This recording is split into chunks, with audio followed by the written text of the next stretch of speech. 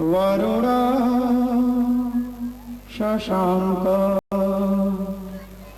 प्रजापतिस्त्वं प्रपितामहश्च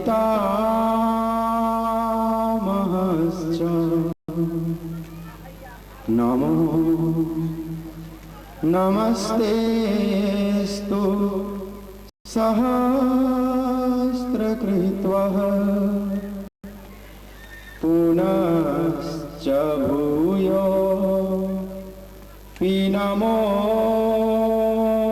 नमस्ते पुनश्च भूयो नमो नमस्ते।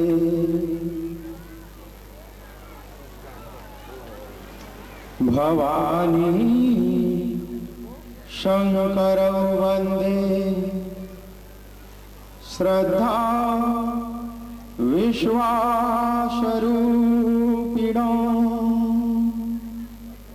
याभ्यां विना न पश्यन्ति सिद्धाः स्वन्तस्थमीश्वरम्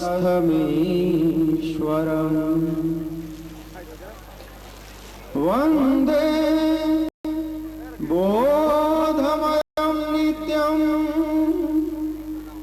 गुरुं शङ्कररूपिणम्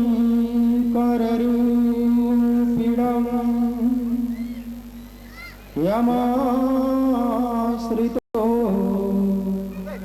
हि वक्रोऽपि चन्द्रः सर्वत्र वन्द्यते यमाश्रितो हि वक्रोऽपि चन्द्रः सर्वत्र वन्द्यते। प्रभु समर्थ सर्वज्ञ शिवा सकल कला गुणधाम प्रभु समर्थ सर्वज्ञ शिवा सकल कला गुणधाम योग ज्ञान वैराग्य निधि प्रणत कल्प तरुणाम प्रणत कल्प तरुणाम। बोलिए भक्त वत्सल भगवान की जय, उमापति महादेव की जय। ओम नमः शिवाय ओम नमः शिवाय हर हर भोले नमः शिवाय ओम शिवाय ओम नमः शिवाय हर हर भोले नमः शिवाय।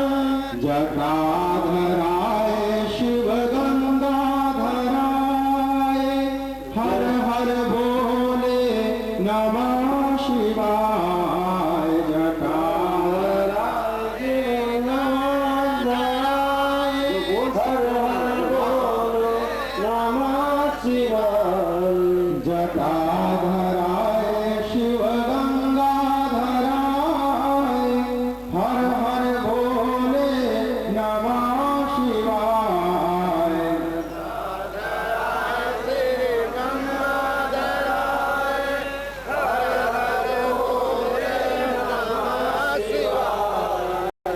ढोलक हो जाने वाला नहीं, ढोलक मास्टर ढोलक और मजीरा जो गाँव के अच्छा बजाने वाले हैं।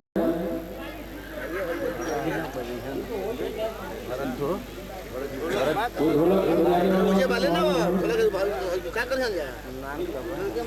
कुछ नाले चाहे ढोलक नहीं चली पूरी चली। जो भी व्यक्ति इस नाल की संगत दे सकते हैं, महाराज जी का आदेश है वो आके यहाँ पर नाल बजाएं।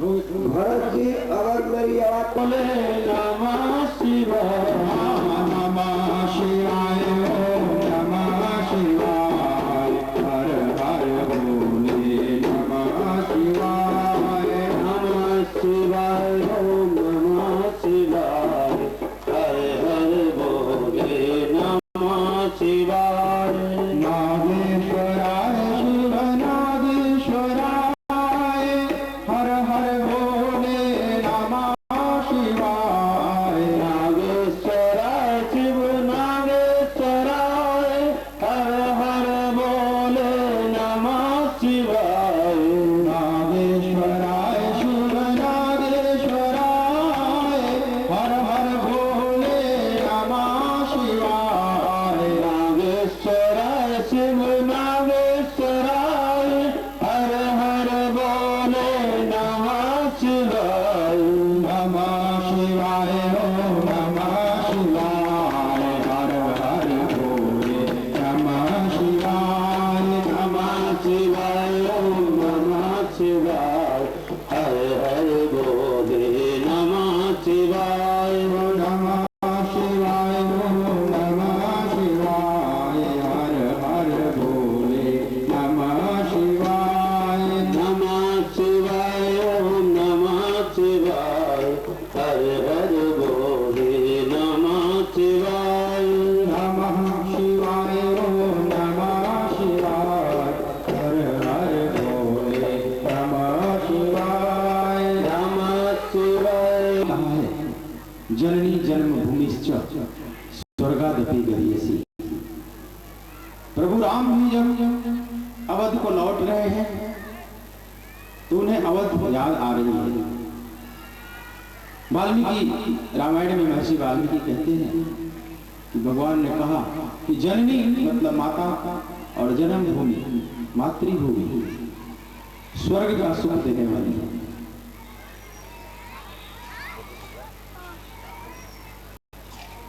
मुझे भी आपके बीच आज उपस्थित होकर एक स्वर्गीय सुख का अनुभूति हो रहा है।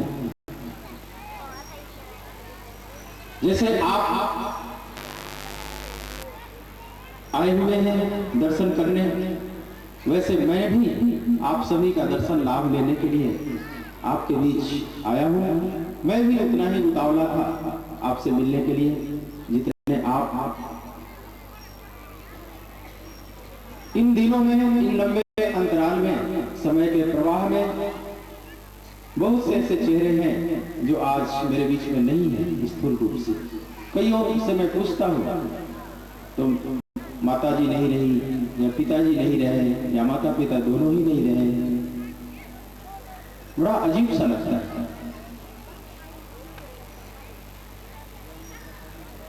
और कुछ नई पीढ़ी है जो हमारे जाने के बाद उत्पन्न हुए हैं, जो बिल्कुल नवीन चेहरे हैं। मेरे बारे में शायद ठीक से इनको पता भी नहीं है,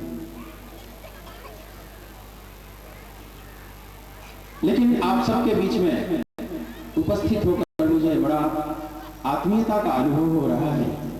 और इस कुटिया में जहाँ हम उपस्थित हैं, यहाँ से मेरी बहुत स्मृति जुड़ी हुई है। हमारे आध्यात्मिक विकास में इस आश्रम ने भी बहुत मदद किया है।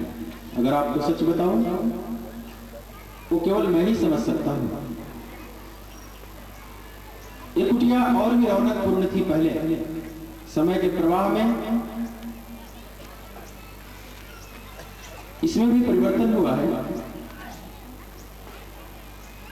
और पुरुष पारस होता है। अगर कोई संत हो तो ये इतना दिव्य जगह है, इतना जागरूक जगह है कि कई गांवों के अंतराल में आप नहीं पा सकते ऐसा सुंदर जगह। खेतों के बीच में, घर से कुछ दूरी पर इतना पवित्र वातावरण बहुत कम है। पूर्वजों ने बड़ा सोच समझकर जगह का चयन किया और यहाँ प्रभु की स्थापना की, भगवान शिव की, हनुमान जी की स्थापना किया। यहाँ का वायुमंडल बहुत पवित्र है, मैंने एक अनुभव किया है। यहाँ पर भजन हुआ है, प्राचीन संतों ने साधना किया है, उसकी ऊर्जा अभी भी है इस भूमि पर। और आप सच्चे भाव से यहाँ आकर बैठे तो आपको कुछ अनुभूति भी होगी। मैं तो अभी भी कहता हूँ ग्रामीण लोगों से, हमारे श्रद्धेय जनों से, पूज्य जनों से, जो बहुत हैं, जो रिटायरमेंट हो चुके हैं, ले चुके हैं, जीवन के अब विश्राम के दिन में हैं, घर की गृहस्थी की अब बहुत जिम्मेवारी भी नहीं है जिन्हें, उन्हें चाहिए कि अगर उनको समय है तो चंद समय आकर बैठे, किसी वृक्ष के नीचे बैठ जाए, किसी कोने में बैठ जाए, दोपहर का समय हो, आवागमन कम हो, जरा देखो कितना सुंदर लगता है। और अपने जीवन के तत्व के बारे में विचार करें, मैं कौन हूं, कहां से आया हूं, कहां जाना है, मेरे जीवन का लक्ष्य क्या है। जरा कभी इस बात पर विचार करें, तब पता चलेगा स्थान की महिमा, कि यह स्थान आपको उस चिंतन में आगे बढ़ाने में मदद करेगा। मनुष्य को चिंतनशील होना चाहिए, खा पीकर जीवन का दिन पूरा कर लेना ये कोई बहुत बड़ा पुरुषार्थ नहीं है। विचार करना चाहिए, पहले तो विचार करें मैं ही कौन, या भगवान परमात्मा जिनकी बात संत किया करते हैं, वे क्या है। प्रबल जिज्ञासा, आग की तरह, जिसको मोक्षा कहते हैं, मोक्ष की प्रबल इच्छा, ऐसे आप में प्रकट हो तो फिर इन स्थानों की महिमा कुछ बढ़ जाती है। फिर लगता है ऐसे स्थान आप ढूंढेंगे कि कहीं मिले और जहां मैं जाकर विश्रांति में बैठ सकूं, जहां चिंतन कर सकूं कि मैं कौन हूं, मैं कौन हूं, मैं कौन था, मैं कौन था, क्या हो गया, क्या होना है अभी, मैं कौन था, क्या हो गया, क्या होना है अभी, आओ मिलकर विचारें हम समस्याएं सभी। इस जीवन के मूलभूत प्रश्न पर सबको विचार करना चाहिए। वही विवेकी मनुष्य है जो विचार करे कि मैं कौन हूं और मुझे कहां जाना है, मेरा लक्ष्य क्या है। तो पहले तो लक्ष्य निर्धारित करें। लक्ष्य परमपिता परमात्मा से छोटा हो ही नहीं सकता। उससे पहले, उससे कम में बात बनेगी ही नहीं। उससे पहले कोई विश्रांति नहीं, उससे पहले कोई मंजिल नहीं, उससे पहले सिर्फ रास्ते हैं। तो अपने जीवन का मूल लक्ष्य निर्धारित करें, परमात्मा। अब उस प्रभु की तरफ कैसे चले, अब मार्ग की तलाश। तो अगर प्रबल जिज्ञासा लेकर तलाश करेंगे तो मार्ग भी मिलेगा। ये बात सत्य है। जिन खोजा तिन पाइया, गहरे पानी बैठ। जिसने खोजा, जिसने ढूंढा, उसने पाया। ये पक्की बात है, ये सत्य है। लेकिन खोज ऊपर ऊपर का ना हो, कुतूहल बस ना हो, आंतरिक जिज्ञासा पूर्ण हो, फिर अवश्य सत्य अपना द्वार खोल देता है। सत्य से पर्दा हट जाता है, सत्य की अनुभूति होती है। लेकिन उसके लिए प्रबल प्यास चाहिए, प्रबल मुक्षा चाहिए। ये कथा कागभूषण और गरुड़ के बीच के संवाद की तरह समझ लें। राम रावण का युद्ध चल रहा था। बांदरी सेना और उधर की रावण की सेना, दोनों में बड़ा भीषण संघर्ष था। रावण की सेना में एक बड़ा महान, बहुत प्रतापी योद्धा है जिसका नाम है मेघनाथ, जिसे इंद्रजीत भी कहा जाता है, जो इंद्र को जीत लिया था। बहुत परेशानी में डाला है राम की सेना को, शायद सबसे ज्यादा। उतना रावण भी नहीं संघर्ष किया, उतने संकट पैदा रावण ने भी नहीं किया है जितना मेघनाथ ने किया है। कभी लक्ष्मण को शक्ति मारकर माहौल को एकदम गंभीर बना दिया। एक बार तो राम लक्ष्मण दोनों को नाग पास में बांध दिया। नागपाश। चले क्या हो? भगवान राम और लक्ष्मण दोनों मूर्छित हो गए। पूरी बांद्री सेना में हाहाकार मच गया। अब सेना नायक ही, सेना के हमारे सर्वस्व, हमारे प्राण धनी मूर्छित हो गए। अब क्या होगा? फिर हम लोग कितनी देर टिक सकते हैं इस मेघनाद के साथ? सब उदास है, समझ में नहीं आ रही बात, इस नागपाश को कौन काटे? फिर गरुड़ जी के बारे में बताया जामवंत ने। हनुमान जी चले हैं बड़े बेग से, गरुड़ को लेकर आए। गरुड़ ने नागपाश काट दिया, सर्प का जो बंधन था वो काट दिया। लेकिन गरुड़ को संशय हो गया कि एक साधारण तुच्छ निशाचर जिसे बांध सकता है, ये क्या भगवान हो सकते हैं? खर्व निशाचर बांधे हूं नागपाश सोई राम। एक तुच्छ निशाचर जिसे नागपाश में बांध सकता है, वे भगवान हो सकते हैं? ये तो साधारण मनुष्य दिख रहे हैं, ये भगवान कैसे हो सकते हैं? गरुड़ को संशय व्याप्त हो गया। देखिए, एक सर्प को तो काटा गरुड़ ने, बाहर के सर्प को तो काटा, लेकिन भीतर का सर्प, संशय रूपी सर्प ने उन्हें डस लिया। और संशय बहुत बड़ा सर्प है। ये बाहर का सर्प डसेगा तो एक शरीर छूटेगा, फिर शरीर मिल जाता है। शरीरों की यात्रा चलती ही रहती है। शरीर तो वस्त्र की भांति है, फिर मिल जाता है शरीर, कोई बड़ी बात नहीं है। गीता में भगवान कहते हैं ना, वासांसि जीर्णा नियथा विहाय नवानि गृह्णाति नरोपराणि तथा शरीराणि विहाय जीर्णान् अन्यानि संयाति नवानि देहि। हे पार्थ, जिस प्रकार से मनुष्य जीर्ण शीर्ण वस्त्र का त्याग करके पुनः नवीन नूतन वस्त्र को धारण कर लेता है, वैसे ही यह जीवात्मा एक शरीर को त्याग कर वस्त्र की भांति पुनः दूसरे शरीर को धारण कर लेती है। तो एक शरीर छूटा दूसरा मिल जाता है, ये कोई बड़ी बात नहीं। बाहर का सर्प आपका शरीर छीन सकता है, पुनः शरीर मिल जाएगा। लेकिन अगर भीतर का संशय रूपी सर्प डस लिया तो फिर तो कई जन्म का फासला पड़ जाता है, भगवान से दूरी कर देता है। संशय रूपी सर्प ने डस लिया गरुड़ को। संशय सर्प ग्रसेव तो ही ताता। और संशय जिसको उत्पन्न हो जाता है उसकी स्थिति बड़ी डवाडोल हो जाती है। श्रद्धा जिसमें है उसका मन स्थिर होता है।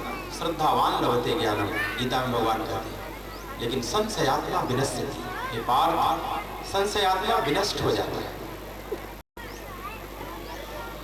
किसी के प्रति श्रद्धा है तो उसके प्रति मन शांत है, लेकिन अगर अश्रद्धा उत्पन्न हो गई, संशय उत्पन्न हो गया, तो हमारा चित्त डवाडोल हो जाता है।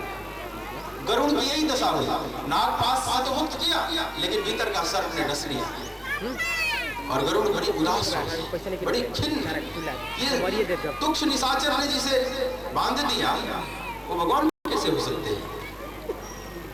बच्चों को उधर से रोकना, ये छोटे छोटे बच्चे हैं ना, पीछे बाहर उधर खड़े रहे, उनको मत आने, बैठा हो पीछे। अब इसी संशय में गरुड़ देवर्षि नारद के पास जाते हैं। नारद जी समझ गए कि गरुड़ को संशय व्याप्त हो गया, लेकिन नारद ने देखा कि प्रभु की माया बड़ी प्रबल है, कितनी बार तो मुझे ही नचाई जाए, मैं कैसे दूर कर सकता? नहीं हो सकता। गरुड़ चलते हैं ब्रह्मा जी के पास, पितामह ब्रह्मा। ब्रह्मा जी भी सब समझ गए, लेकिन ब्रह्मा जी ने कहा कि मैं भी समाधान नहीं कर सकता, क्योंकि प्रभु की माया इतनी प्रबल है कि मुझे भी कितनी बार नचाई है। मैंने इस ब्रह्मांड की रचना मैंने ही किया है, लेकिन अपनी ही रचना से मैं ही कितनी बार भ्रमित हो चुका, मोहित हो चुका। गरुड़, मैं भी समाधान नहीं कर सकता। अब भगवान शिव के पास जाए। गरुड़ चलते हैं कैलाश भगवान शिव के पास, और भगवान शिव कुबेर के यहाँ जा रहे हैं। बीच रास्ते में भेंट हो जाते हैं। गरुड़ ने अपनी सारी समस्या रखी। भगवान शिव मुस्कुराए, सब समझ गए कि संशय रूपी सर्प ने डस लिया, संशय सर्प भगवान शिव समाधान तो कर सकते थे, लेकिन उन्होंने सोचा कि इसे कागभूषण के पास भेजे। खग जाने खगही के भाषा, खग दोनों आपस में पक्षी बात करेंगे, आपस में बढ़िया समाधान होगा। भोलेनाथ भी समाधान कर सकते, लेकिन थोड़ा बात को उन्होंने टाल दिया। मिले गरुड़ मार्ग मह मोही, कौन बात समझाओ तो ही। गरुड़ जी, आप बीच रास्ते में मिले हो, अब मैं कैसे समझाऊं आपको। बीच रास्ते में भी भोलेनाथ समझा सकते थे, लेकिन जो उनकी असली बात थी कागभूषण से कराना जो समाधान, इसलिए ऐसा बोले कि तुम बीच रास्ते में मुझे मिले हो, मैं तुझे कैसे बताऊंगा, कैसे समझाऊंगा। लेकिन मैं आपको ऐसी जगह भेजता हूं हे गरुड़, जहां आपका समाधान हो जाएगा।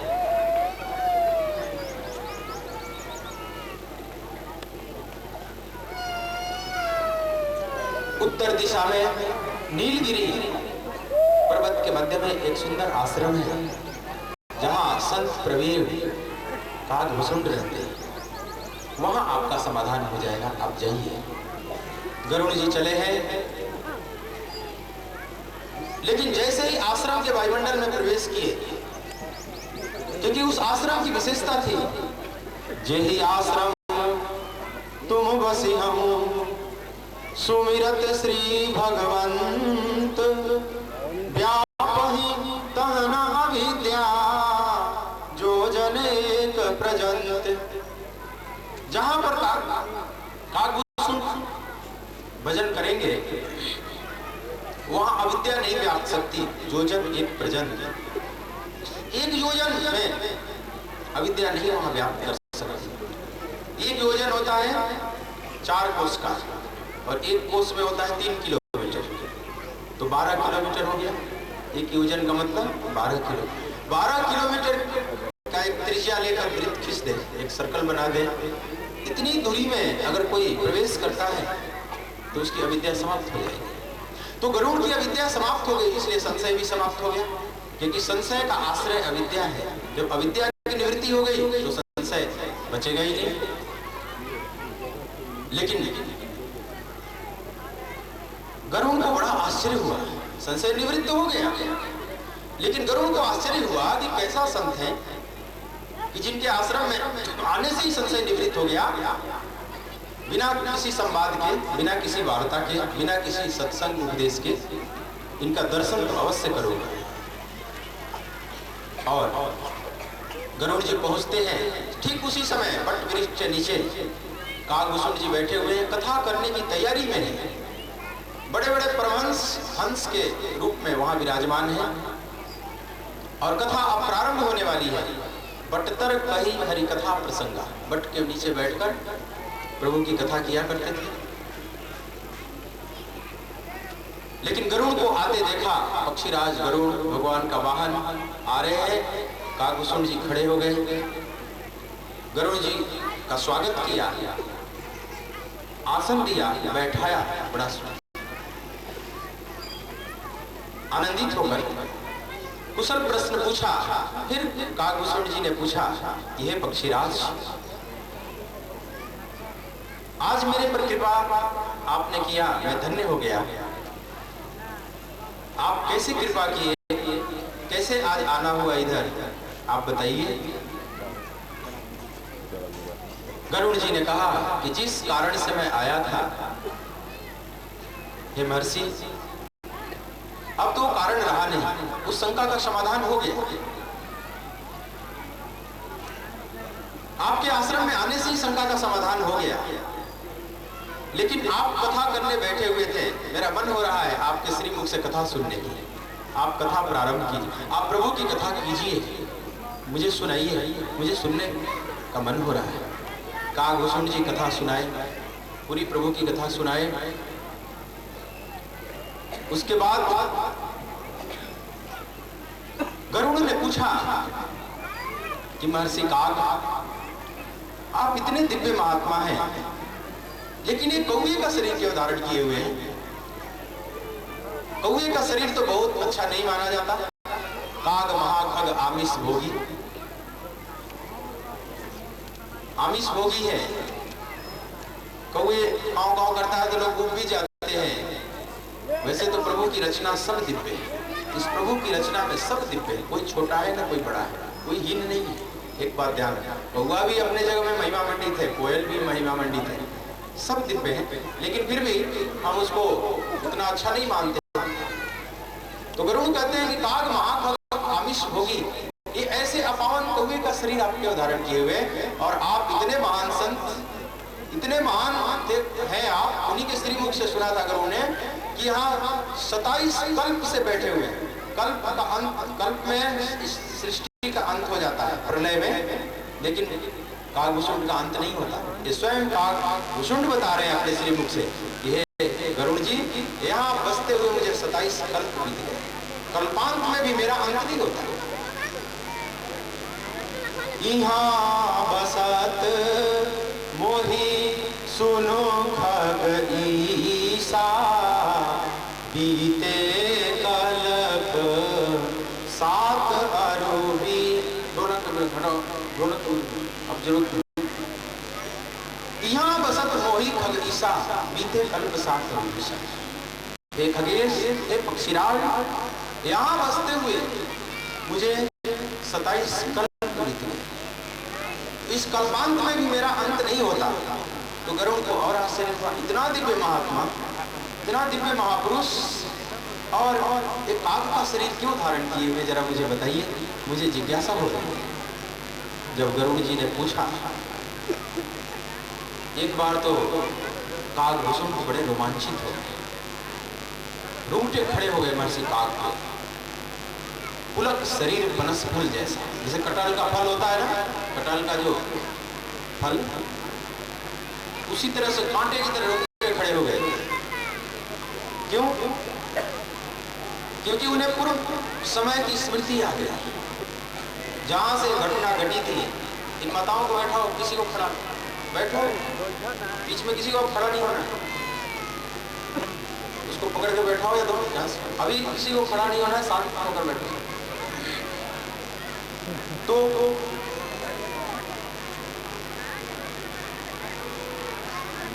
उन्हें रोमांच इसलिए हुआ कि बहुत पूर्व जन्म की स्मृति याद आ गई, जहां से उनका जीवन मोड़ दिया, आध्यात्मिक पथ की तरफ मोड़ दिया। और जीवन असली जीवन कहने लायक वही है जहां से प्रभु की तरफ मोड़ ले। हम असंख्य जन्मों की यात्रा करते चले आ रहे हैं, ये सब जीवन बेकार है, प्रवृत्ति मार्ग है। बार बार हम चलते हैं, फिर वहीं पहुंच जाते हैं, बार बार घूम घूम के वहीं आ जाते हैं। जैसे कोई वृत्ताकार पथ हो, घूम घूम कर वहीं आ जाओ, घूम घूम कर वहीं आ जाओ। कबीर ने कहा है ना, जिमी कोल्हू के बैल के गढ़ी कोस 50। कोल्हू का बैल, इसी जमाने में कोल्हू चलता था, या यहाँ धान बैल से जो धान करते थे ना, धान अलग करते थे, दौनी, तो जो बैल चलता था बार बार घूम कर वहीं आ जाना होता था। इसी जमाने में कोल्हू चलता था तेल निकालने के लिए, तो आंगन में कोल्हू का बैल चलता रहेगा, दिन भर में 50 कोस की दूरी तय कर लिया, लेकिन पहुंचा कहीं नहीं, आंगन में ही खड़ा है।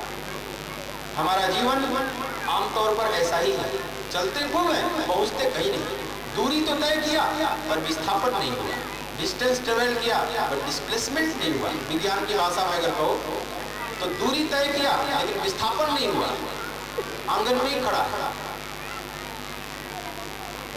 तो हम घूम घूम कर फिर वही आ जाते हैं, घूम घूम कर। ये जीवन जीवन नहीं है, सही जीवन कहने लायक नहीं।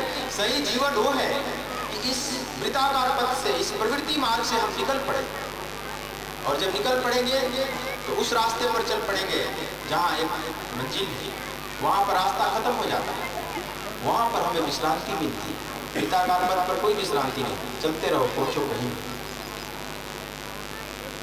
तो कागभूषुंड को उस समय की घटना याद आ गई, बहु कल्प पूर्व की घटना याद आ गई, जहाँ से उनका जीवन मोड़ लिया आध्यात्मिक पथ पर। और महर्षि काग सुनाने लगे, बोले गरुड़ जी, आपने बहुत पुरानी स्मृति मुझे याद दिला दी, आपने ऐसे मर्म जगह पर टच कर दिया है कि मुझे बहुत पूर्व जन्म की स्मृति याद आ गई। गरुड़ जी, एक समय की बात है, अवधपुरी में मेरा जन्म हुआ, कलयुग चल रहा था, कलयुग में अयोध्या में मेरा जन्म हुआ। यद्यपि मैं भगवान की राजधानी में जन्म लिया था, लेकिन भगवान की महिमा नहीं जानता। कई लोग होते हैं ना, तीर्थ में भी रह के नास्तिक रहते हैं, कोई मतलब नहीं रहता। ऐसे ही मैं था तो जन्म से अवधवासी, लेकिन अवधपति के बारे में कोई रुचि थी न कोई भक्ति भाव था। एक समय अकाल पड़ गया, उसी महाकलयुग में भयंकर अकाल पड़ा अवध में। तब मैं गया हूँ विदेश। तो रोजी रोटी के लिए, जीवकोपार्जन के लिए मैं विदेश गया। विदेश कहाँ? उज्जैन, जहाँ महाकालेश्वर का मंदिर है। उज्जैन में गया और वहाँ पर कुछ नौकरी मिल गई, रोजी रोटी की व्यवस्था हो गई, जीवन चलने लगा। और हे गरुड़ जी, वहीं पर एक संत का दर्शन हुआ। एक बड़े अच्छे संत हैं, विप्र एक वैदिक शिव पूजा, करहि सदा तेहि काज न दूजा। परम साधु परमारथ विंदक, शंभु उपासक नहीं हरि निंदक। विप्र एक वैदिक शिव पूजा है। एक ऐसे विप्र मिले, संत मिले। विप्र का मतलब कि ब्रह्म के परायण हो या विशेष प्रज्ञावान हो, विशिष्ट प्रज्ञावान महापुरुष। प्रज्ञा मतलब आध्यात्मिक बुद्धि, अध्यात्म से संयुक्त बुद्धि, ये विशिष्ट बुद्धि है। तो प्रभु से जुड़ी हुई जो बुद्धि है वह विप्र है। तो विप्र एक वैदिक शिव पूजा, और वैदिक रीति से शिव की पूजा करते थे। वेद के प्रकांड विद्वान, करहि सदा तेहि काज न दूजा, सदा पूजा किया करते थे। तेहि काज न दूजा, कोई कार्य ही नहीं था, दूसरा कोई और कार्य ही नहीं था। क्या मतलब हुआ इसका? दिन रात शिव की पूजा किया करते थे, महाकालेश्वर की पूजा किया करते थे। इसका मतलब क्या है? चौपाई में है ना, करहि सदा तेहि काज न दूजा, और कोई काम ही नहीं करते थे, केवल पूजा करते थे। तो पूजा करने का क्या मतलब? क्या दिन भर जल चढ़ाते रहते थे पिंडी पर, दिन भर बेलपत्र चढ़ाते रहते थे, फूल चढ़ाते रहते थे, आरती करते रहते थे? क्या करते रहते थे? पूजा का स्थूल रूप। दिन भर जल चढ़ाने का नाम पूजा नहीं है। जल जो भगवान शिव के पिंडी पर अखंड जल की धारा छोड़ते हैं, उसका थोड़ा प्रतीकात्मक अर्थ है, वो समझते हैं। भगवान शिव के पिंडी पर जल छोड़ते हैं, भाव यह है कि प्रभु हमारी चिंतन की धारा ऐसे ही आपसे अखंड जुड़ी रहती है। अखंड प्रभु हमारा चिंतन आपसे जुड़ा रहे, खंडित न हो, ऐसी कृपा। जल चढ़ाकर आपको उन पर कृपा नहीं करते रहे। वो तो पिंडी भी भगवान है और जल भी भगवान है। जिस लोटे में आप लिए हैं वो लोटा भी भगवान है, और गहरे में जाओगे तो चढ़ाने वाला भी भगवान है। सब भगवान। गीता में भगवान ने कहा है, ब्रह्मार्पणम हवि ब्रह्म ब्रह्माग्नौ ब्रह्मणाहुतम ब्रह्मैव तेन गंतव्यम ब्रह्म कर्म समाधिना। जो अग्नि हवन करते हैं तो अग्नि जल रही है, वो भी ब्रह्म। उसमें जो सामग्री डाली जा रही है वो भी ब्रह्म। जो स्त्रुआ है वो भी ब्रह्म है, वो घी भी ब्रह्म है। आहुति करने वाला कर्ता भी ब्रह्म है। ब्रह्मार्पणम हवि ब्रह्म ब्रह्माग्नौ, जो अग्नि है वो भी ब्रह्म। ब्रह्मणाहुतम, जो आहुति रूपी क्रिया हो रही है वो भी ब्रह्म है। और ब्रह्मैव तेन गंतव्यम ब्रह्म कर्म समाधिना। और ब्रह्म रूपी कर्ता द्वारा ब्रह्म रूपी अग्नि में जो क्रिया हो रही है वो ब्रह्म है, और जो परिणाम में आएगा वो भी ब्रह्म है। जो मिलेगा समाधि ज्ञान वो भी ब्रह्म है। सब कुछ ब्रह्म। लेकिन ये तो बहुत गहरी बात है, तो बहुत ऊंची बात है, वहां तक अभी आप न भी जाए। लेकिन यहाँ ध्यान रखें, जो भगवान शिव पर जो आप चढ़ाते हैं जल की धारा, वो सब शिव स्वरूप है। वो पिंडी भी हो, जल भी हो, सब। तो आप कोई कृपा नहीं कर रहे हैं उन पर जल चढ़ाकर। हाँ, वहाँ पर भाव ये है कि प्रभु हमारी चिंतन की धारा, हमारा मन आपसे ऐसे ही अखंड जुड़ा रहे हैं मेरे परमात्मा।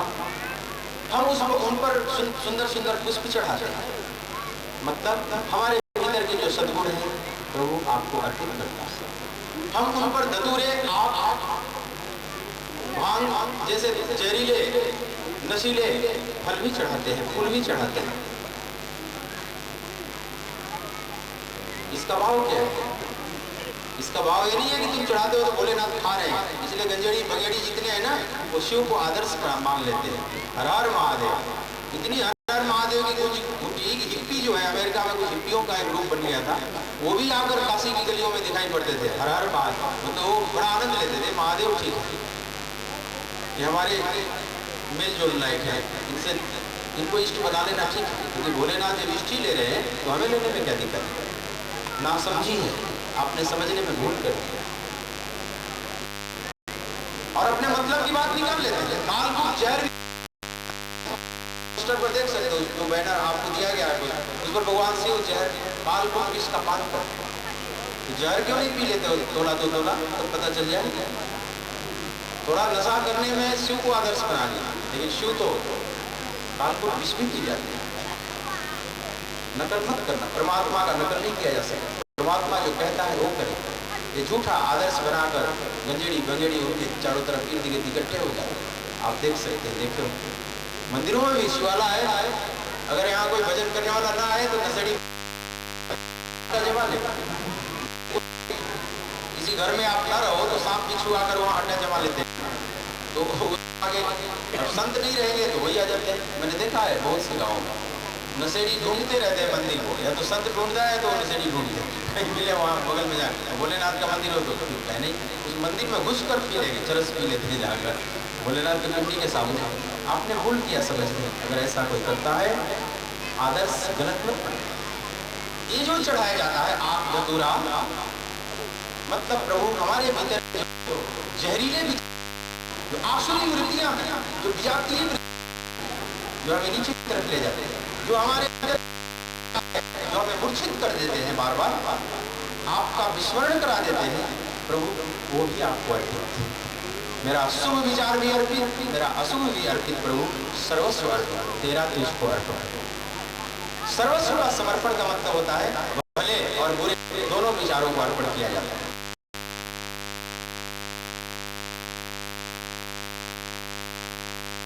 सहन नहीं करता।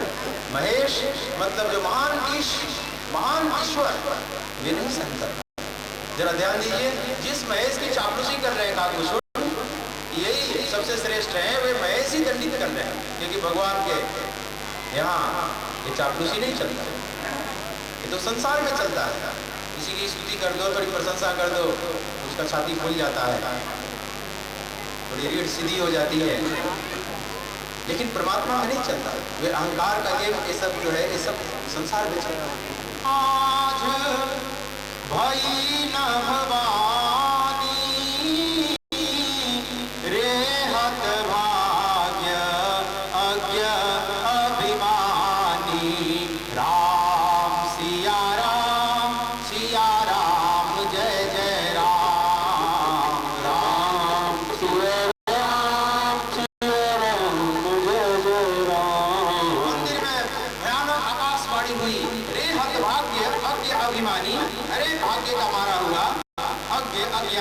अभिमानी गंभीर।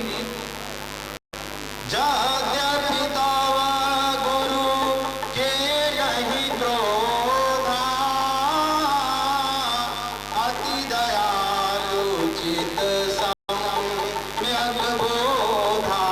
राम जय राम जय जय राम, राम जय राम जय जय राम। जितना प्रभु का नाम लोगे ऐसे माहौल में और भी कई गुना होकर उसका परिणाम आता है। खुलकर बोलना राम सिया राम, इतना बोलो। आपको इतना ही कष्ट दे रहा हूँ, बाकी कष्ट तो मैं ही लिए हुआ हूँ। तो यद्यपि तव गुरु के नहीं क्रोधा, अति दयालु चित्त सम्यक बोधा। यद्यपि तुम्हारे गुरु को क्रोध नहीं है, क्योंकि अति दयालु है, परम करुणावान है और चित्त सम्यक बोधा, इन्हें सम्यक ज्ञान हो चुका है। ये परम ज्ञानी है, इनके हृदय में क्रोध नहीं है, ये श्राप नहीं दे सकते। लेकिन ध्यान दीजिए, महापुरुष का अगर अपमान हो गया और महापुरुष कुछ बदले में बोल दिए या थोड़ा दंडित कर दिए तो समझ लो कि थोड़े में मामला निपट गया। लेकिन अगर महापुरुष चुप रहे तो फिर परमात्मा दंडित करता है और वो दंड बड़ा भारी होता है, वो दंड बड़ा कठोर होता है। इसलिए कई बार महापुरुष करुणावश कभी कभी जज्बत बोल दिया करते हैं, कभी डंडा मार देंगे, गाली भी दे देंगे, ऐसा भी देखा गया, ताकि उतना ही से कट जाए तुम्हारा। अगर वे नहीं बोलते, अगर वे चुप हो जाते हैं तो फिर परमात्मा वो महेश दंडित करेगा और वो दंड बहुत भयानक होगा। ये महापुरुष चुप रहे, यद्यपि तव गुरु के नहीं बोला अति दयालु चित समझ, लेकिन मैं तुझे शासित करूंगा, मैं तुझे दंडित करूंगा। तदपि साप सठ दई हूं तो ही श्रुति विरोध सुहाई नमोहि राम सिया राम सिया राम जय जय राम राम सिया राम सिया राम जय जो नहीं दंड करऊं सठ तोरा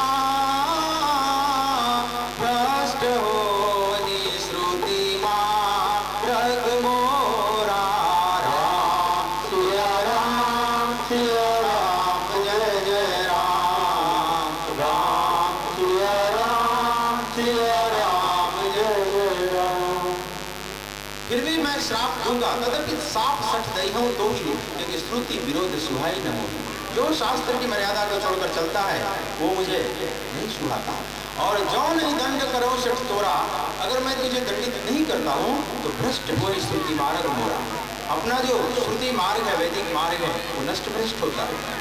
ईश्वरीय न्याय यहाँ पर दिखाई पड़ रहा है, उसके न्यायिक विधान में कोई नहीं छूटता।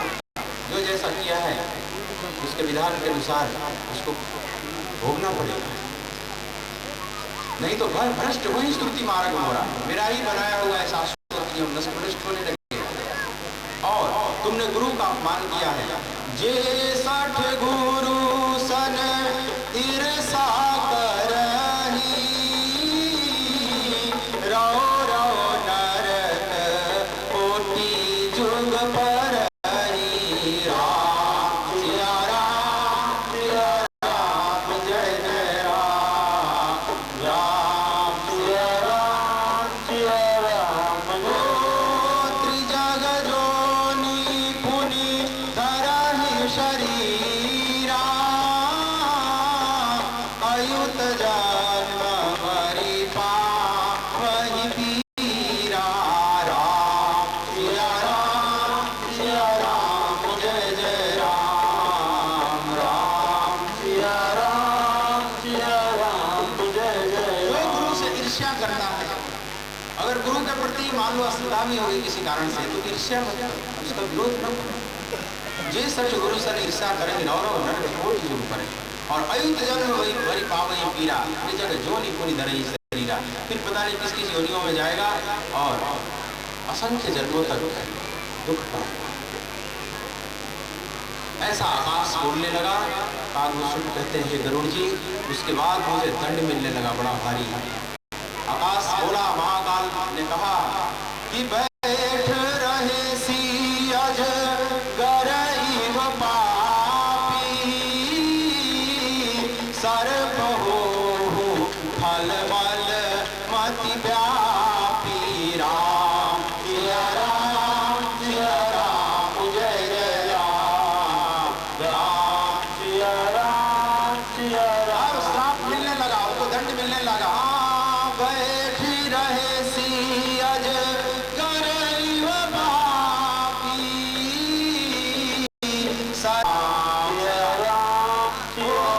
महाबिटप को तर महु जाई, रहु अध माधव अध गति पाई राम सिया राम जय जय राम राम सिया राम जय जय राम। बैठ रहे सी अजगर ही वो पापी, तू अजगर की तरह बैठा रहा पापी, सर्प हो फलवल मति व्यापी। दुष्टमती, दुष्ट बुद्धि वाला दुर्बुद्धि, जा तू अजगर ही हो गया, अजगर बनने का साफ है। और महाविकट कोटर मह जाओ, किसी पुराने पेड़ के कोटर में जाकर तो निवास कर, रघु अधमाधम अधगति पाएगा, अधम से अधम गति पाकर जा, उसमें पड़ा ऐसा श्राप हो गया। महाकाल का मंत्र गुंज पड़ा। गरुड़ जी कहते हैं, गरुड़ जी से कहते हैं, कालभूषण जी, हे गरुड़ जी, इसी बीच मेरे गुरु का हृदय बिल्कुल हाहाकार हो रहा, हाहाकार दीन गुरु सुनि दारुण शिव साप, कंपित मोहि विलोकियति उर उपजा परिताप। अब देखिए जरा यहाँ गुरु का हृदय एकदम हाहाकार कर उठा, हाहाकार किन गुरु सुनि दारुण शिव साप। शिव का वो कठिन श्राप सुनकर, भीषण श्राप सुनकर और कंपित मोहि विलोकियति, मेरे को देखा कि कोने में कांप रहा है, उस श्राप को सुनकर कोने में मैं कांप रहा था, तो कंपित मोहि विलोकियति उर उपजा परिताप, हृदय बिल्कुल जलने लगा। किसका? गुरु का, जिसका अपमान किया था वही, उन्हीं का हृदय दहल उठा। ये संत की निशानी है। संत अपने कष्ट को नहीं रोता, लेकिन दूसरा कोई कष्ट होता है तो उसको जरूर कष्ट होता है, दूसरे के दुख से दुखी हो जाता है। आ गया है ना कि संत हृदय नवनीत समाना, कहाँ हृदय कहाँ कवि पर कहे न जान। कवि ने कहा कि संत का हृदय कैसा होता है? नवनीत, मक्खन की तरह। लेकिन तुलसीदास जी उपमा देकर कहते हैं, नहीं, मुझे उपमा देने नहीं आए। क्यों? क्योंकि मक्खन पर जब कष्ट आता है, आँच आता है, तब पिघलता है, लेकिन संत अपने कष्ट से नहीं पिघलता, दूसरे के कष्ट से पिघलता। निज परिताप दहई नवनीता, पर दुख दुखी संत सुपुनीता। दूसरे के दुख से वो दुखी होता, अपने से नहीं, ये संत की विशेषता। तो अब अपने इस शिष्य की अबोध अज्ञानी शिष्य की स्थिति को देखकर हाहाकार कीने गुरु का हृदय हाहाकार कर बैठा और तुरंत शिष्य की रक्षा के लिए बीच में आ जाते हैं। इधर समझ लो जीव है, उधर शिव है, और जीव और शिव के बीच में वो महापुरुष आ गया, सदगुरु आ गया। सदगुरु का यही महत्व है, जीव का शिव से मिलन है। तो जीव के कष्ट को दूर करने के लिए, उसके श्राप को हल्का करने के लिए बीच में गुरु कूद पड़ा। हाहाकार किन्न गुरु सुनि दारुण शिव साप, कंपित मोहि विलोकियति उर उपजा परिताप। और लगे स्तुति करने, परि साष्टांग लेट गए महाकाल के चरणों में। गुरु परिदंडवत सप्रेम द्विजा, शिव सन्मुख कर जोरी, विनय करत गद गद स्वर, समुझि घोर गति बोल। साष्टांग चरणों में गिर जाते हैं, परिदंडवत सप्रेम द्विजा, सिर शिव सन्मुख कर जोर, और हाथ जोड़कर खड़े हो जाते हैं और विनय करत गदगद स्वर, गदगद वाणी से विनय करने लगे। समुझि घोर गति मोल, हे गरुड़ जी, मेरी गति बड़ी भयानक है, अत्यंत घोर है, अत्यंत कठिन है। ऐसी मेरी भयानक दशा को याद करके, कल्पना करके गुरु गदगद स्वर से लगे महाकालेश्वर की स्तुति करने। और यहीं से स्तुति प्रारंभ होता है, जो आपके हाथ में दिया गया है। अब आप सीधा कर लें, सब स्तुति हाथ में यहाँ लेकर सब बैठो। और आप सब सस्वर, इसी का नाम है रुद्राष्टकम। और यही स्तुति उनको बचाई है, उस महाश्राप से रक्षा किया। हमारे भी जीवन में कई प्रकार के श्राप लग जाते हैं, कई भूलें हो जाया करती हैं, शापित हो जाया करते हैं, तो प्रभु उसका निवारण भी करते हैं। भावी ही भेंट सकही त्रिपुरारी, भावी को ही मोड़ने की क्षमता है त्रिपुरारी में। ये रुद्राष्टकम इसी दशा में उत्पन्न हुई है। जीव की रक्षा करने के लिए अबोध अज्ञानी घटी पुरुष मनुष्य की रक्षा करने के लिए ये स्थिति प्रकट हुई है। और लगे स्तुति करने हाथ जोड़कर वे महापुरुष, मेरे साथ आप सभी इस स्तुति को करें भाव से। नमामि शमीशान निर्वाण रूपम विभुम व्यापकं ब्रह्म वेद स्वरूपम निजं निर्गुणं निर्विकल्पं निरीहं चिदाकाशमाकाश वासं भजेऽहं निराकार ओंकार मूलं तुरीयं गिराज्ञानगोतीत मीशं गिरीशं पराजं महाकाल कालं कृपालं गुणागार संसार पारं नतो तुषारादृशंकाश गौरं गंभीरं मनोभूतकोटि प्रभाश्री शरीरं क्षुरन्मौलिकल्लो लिनीचारुगङ्गा लसद भालवारेन्दु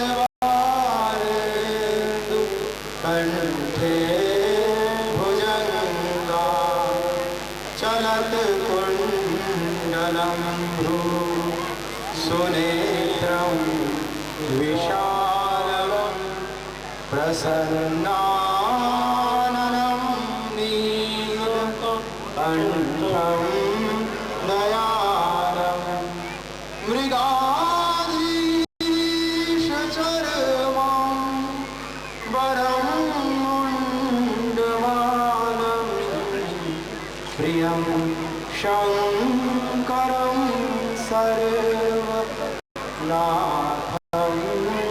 भजामि प्रचण्डं सुरगीश्वरं प्रगल्भं परेशम् अखण्डं अजं कोटिप्रकाशं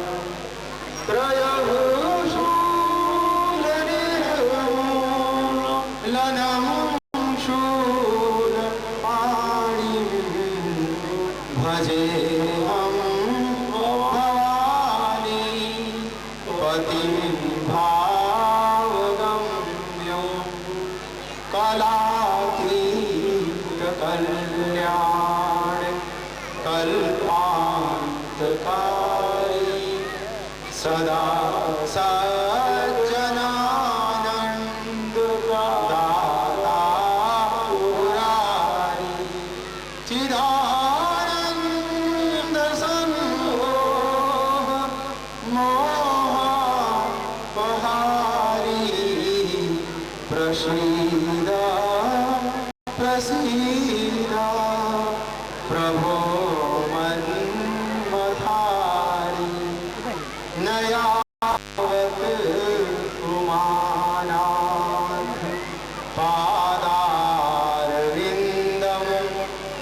भजन्ति हलोके परेवा नराणां न तावत् सुखं शान्ति संतापनाशं प्रसीद प्रभो सर्वभूतानां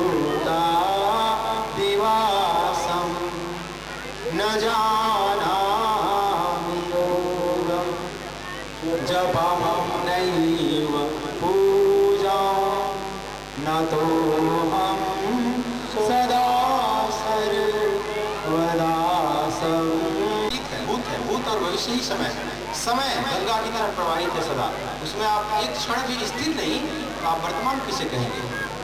समय तो प्रवाह की तरफ बह रहा है। केवल प्रेजेंट वर्तमान की हमने कल्पना कर लिया अपनी सुविधा के लिए। वर्तमान समय का हिस्सा नहीं है, ये समय रहित समय, टाइमलेस टाइम कह लेते। और परमात्मा कहाँ रहता है? समय से बाहर, इसीलिए उनको महाकालेश्वर कहते हैं। महाकाल के भी काल है, वो काल में नहीं है, काल के भी काल है। करालम महाकाल कालम। गुरु नानक ने उसको अकाल पुरुष कहा। ईश्वर का बड़ी सुंदर नाम दिया गुरु नानक, अकाल, जो काल से बाहर है, जिस पर काल की गति नहीं काम करे, जो काल का संचालक है। जीव का मतलब जो काल से संचालित है, और शिव का मतलब जिसके द्वारा काल संचालित है। तो समय के हिस्सा नहीं है प्रभु, तो वर्तमान भी समय का हिस्सा नहीं है। तो जो वर्तमान में ठहर जाते हैं उन्हें प्रभु से मिलन हो जाता है। लेकिन हम वर्तमान में नहीं ठहरते, हम विचारों में जीते रहते हैं। और विचार देखेंगे तो या तो अतीत का है या भविष्य का है। आप अपने विचारों पर विचार करेंगे तो दो प्रकार के विचार आते हैं, या तो पिछली घटनाएं जो घट गई वही बार बार चित्त पर आती हैं, या तो भविष्य के सपने बुनते हैं। वर्तमान का कोई संकल्प नहीं होता। और वर्तमान में ठहरने का मतलब संकल्प रहित, संकल्प विकल्प रहित, निर्विकल्प हो जाना, थॉटलेस, विचार रहित हो जाना, या मन से बाहर निकल जाना, अमनी दशा, उसी को कहते हैं अमनी दशा, नो माइंड की स्थिति। अलग अलग नाम से संतों ने संबोधित किया। तो ईश्वर का यह मतलब जो वर्तमान में रहता है, अभी और यही। ईश्वर का मतलब अभी और यही, नाउ एंड हियर। एक बार स्वामी रामतीर्थ अमेरिका गए, एक नास्तिक अपने दीवार पर लिख रखा था, गॉड इज नो वेयर, ईश्वर कहीं नहीं है, ये सब कल्पना है, ईश्वर होता ही नहीं। नास्तिक था, ईश्वर के अस्तित्व को स्वीकार नहीं करता। लेकिन जब इस लाइन को स्वामी रामतीर्थ ने पढ़ा, गॉड इज नो वेयर, उन्हें बड़ा रोमांच हुआ है। उन्होंने खड़िया उठाया और बोला कि इसमें कुछ मिटाना है ना कुछ जोड़ना है, एक भी इसमें अक्षर नहीं जोड़ना है ना मिटाना है, बस इतना ही किया कि god is no where, no N को नो, और वेयर का डब्ल्यू निकाल कर थोड़ा इधर कर दिया, हो गया नाउ, और हो गया here, God is now here. ईश्वर अभी है और यही है, और यही सत्य है। आस्तिक नास्तिक में बहुत फर्क नहीं है। आस्तिक नास्तिक का केवल रुख बदल जाए। नास्तिक मतलब नश्वर पदार्थ की तरफ भाग रहा, आस्तिक मतलब जो अस्तित्व, जो शाश्वत सत्ता है उसकी तरफ रुख हो गया। तो यही मनुष्य जब अस्तित्व की तरफ कर ले, शाश्वत प्रभु की तरफ अपना रुख कर ले, तो वही संत हो जाता है। एक रुख बदली, एक नजर बदली तो नजारे बदल गए, नजर बदली तो नजारे बदल गए, समझ बदली तो सितारे बदल गए, एक दिशा क्या बदली यारों के किनारे बदल गए। हमारी चेतना प्रभु की तरफ जुड़ जाती है तो सब कुछ बदल जाता है, आमूल परिवर्तन होता है। इन बच्चों को शांत करा जाता है, यहाँ के बीच में बैठ जाओ। तो समझ बदलते ही हमारी सारी स्थिति बदल जाती है, सारी दुनिया बदल जाती है, ये दुनिया दूसरे रूप में दिखने लगेगी। ये ध्यान रखिएगा। तो आस्तिक नास्तिक में ज्यादा फर्क नहीं है। वो कहता ईश्वर कहीं नहीं है, आस्तिक कहता ईश्वर यही है और अभी और यही है, हर समय है। ऐसा नहीं कि कभी आज है तो कल न भी हो सकता है, नहीं, वो सदा ही है, पहले भी था, अभी भी है और बाद में भी रहेगा और पूरा है। यहाँ पर ढूंढना आसान है, लेकिन है पूरा हर जगह। ध्यान रखना, हर जगह प्रभु का जलवा उतना ही बिखरा हुआ है, कहीं कम नहीं। पंचिनमा मानुषमा गाछनमा हरमा हरि का जलवा देखिस, हर में प्रभु का ही नजारा देखने लगता है। पैसे गंवाते हैं, फटियाल जीवन जीते हैं, उनको भी पता चलता है, इस बात का उन्हें भी एहसास है, लेकिन कुछ ऐसे आदत से गुलाम हो जाते हैं कि बार बार फिर गिरते हैं जाकर। ये बड़ी दीनहीन दशा है, पता नहीं कौन सा उसमें कशिश है उस शराब में, भगवान से भी दूर कर देता है, भगवान से भी ज्यादा ऊपर हो जाता है। लेकिन कसम खूब खाएंगे, सुबह कान पकड़ेंगे, चाटा मारेंगे। जितना शराबी कसम खाता है दुनिया में कोई नहीं खाता, लेकिन जितना शराबी कसम तोड़ता है उतना दुनिया में उतना तोड़ता भी कोई नहीं होगा। शाम होते होते सब टूट जाता है, सारे कसम दो गोड़ी के रह जाते हैं। एक बार एक शराबी था, उब चुका था, कई बार स्वयं से भी उब चुके होते हैं कि कौन सी बीमारी लगी है मेरे को। एक दिन बोला कि आज बस अब तो हो ही गया अंत। तो जितने खाली बोतल पड़े हुए थे, अब उसको फूटी आंख देखना नहीं चाहता था, सब इकट्ठा किया, लेकर बैठ गया और एक एक बोतल को घुमा देखने लगा। इसने मेरे पत्नी से रिश्ता खराब कर दिया, धड़ा पटक दिया, फूट गई। फिर दूसरा उठाया, उसको भी घुमा घुमा देखा, इसने समाज में मेरी प्रतिष्ठा गंवा दिया, धड़ा इसको भी फोड़ दिया। फिर उठाया, इसने मेरे बच्चे की पढ़ाई लिखाई सब डवाडोल कर दिया, उसको भी पटक कर फोड़ दिया। फिर उठाता जाता था, इसने मेरे स्वास्थ्य को खराब कर दिया, शरीर बर्बाद कर दिया, उसको भी फोड़ दिया। फिर उठाया तो गलती से भरा हुआ बोतल आ गया, अब उसको घुमा घुमा देखने लगा। फिर बोला इसने तो मेरा अभी कुछ नहीं बिगाड़ा है, इसको इसको नहीं फोड़ना है, इसको तो रख। फिर रख ली, इसने अभी कुछ नहीं किया है। तो जगह बना लेते हैं, होली आ रहा है, लेकिन भगवान के रंग में रंग जाए, नशा प्रभु का चढ़ जाए। जैसे गुरु नानक कहते हैं, सभी नशे संसार के उतर जात पर भात, नाम खुमारी नानका चढ़ी रहे दिन रात। दुनिया के जितने नशे हैं सब उतर जात पर भात, सुबह होते होते सब उतर जाते, लेकिन नाम खुमारी नानका, प्रभु के भजन की जो नशा है चढ़ी रहे दिन रात, वो शाश्वत का नशा है, वो कभी उतर। काश ये नशा चढ़े। शराबी भी बेचारा बुरा नहीं है, उसको इतनी सी सुख मिलता है, इससे ज्यादा उसको सुख कहीं मिलता नहीं, करेगा उससे कहीं ज्यादा बड़ा सुख मिले तब जरूर पकड़ ले। भगवान का अभी रस प्रकट ही नहीं हुआ, तो जहाँ थोड़ा सा सुख मिलता वही बार बार गिरता है, उसका भी क्या दोष है।